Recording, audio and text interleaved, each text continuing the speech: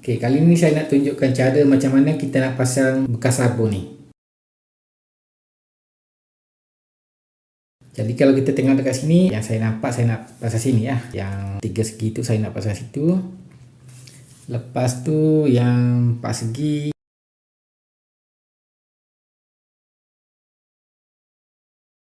antara tiang tu lah. Untuk pasang benda ni, kita kena tengok sini.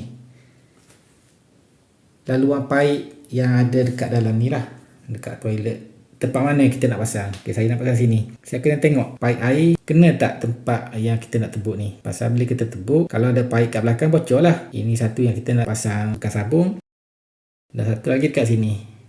Jadi kita kena tengok kena tak tempat yang kita nak tebuk tu dengan laluan paip.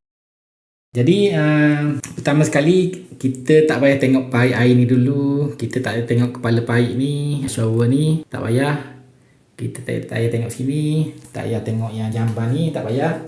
Itu kepala dia. Kita tengok mana dulu paip air daripada tangki. Macam mana nak tahu? Tengoklah kat seliling ni ada tak kepala paip yang besar. Sini tak ada. Okey, nampak tak? Biasanya kita nak tahu kepala paip yang daripada tangki ni, biasanya dia paling dekat dengan siling. Ini kepala paip dia lah. Kalau kita tengok kepala paip lain, nampak sama je kepala paip. Tapi kalau kita nak tahu daripada tangki, biasanya dia dekat dengan siling. Macam sini kan jauh lah. Nampak tak? Jauh dengan siling ni. Tu siling. Itu lampu. Jadi kita tengok yang paling dekat dengan siling. Ini yang paling dekat dengan siling. Ini lah kepala paip yang dekat dengan siling. Jadi yang dekat dengan siling ni, ini daripada tangki. Daripada tangki, dia turun, dia pergi mana? Mana poin yang kita nak, yang paling dekat dengan laluan dia. Maka kita boleh tengok sini lah. Ni paling dekat. Itu paling dekat. Pasal apa ni, kunci air untuk apa ni, pump ni lah. Jadi kita nak tengok laluan dia. Kita tengok ini memang tak nampak paip air pasal dia dalam swimming. Biasanya tukang paip ni dia hanya buat 2 jenis saja. Sama ada laluannya terus turun ke bawah ataupun dia melintang. 2 je. Pasal apa? 2 je. Sama ada melintang ataupun lurus. Pasal kita tengok dia punya aksesori dia semua 90. Macam yang ni 90. Ni pun 90. Jadi kalau dia buat sengit ataupun dia buat sengit gini, susah dia nak bank. Sebab paip air ni bukan macam paip elektrik, senang nak bank. Jadi cara yang paling mudah je untuk senang kerja dia, dia buat lurus lah ikut pada aksesori paip air tu. Jadi kita tengok sini, dia ada 2 jenis. Sama ada dia nak pergi ke situ buat lintang dan dia turun ke bawah, ataupun daripada kunci air ni turun ke bawah terus. Macam mana dia nak buat? Jadi cara yang paling senangnya dia buat turun terus lah. Dia luruskan terus turun. Pasal apa? Pasal dekat sini susah lah dia nak ni. Pasal dekat sini kan shower. Jadi kalau dia nak pergi ke shower tak boleh lah. Dia kena pergi ke kunci dia dulu baru pergi ke shower. Jadi kalau ikut sini ni memang rasanya mustahil lah dia buat ikut sini. Yang kita boleh nampak dia akan turun ke bawah ni. Ke bawah ni dia akan pergi ke sana lah.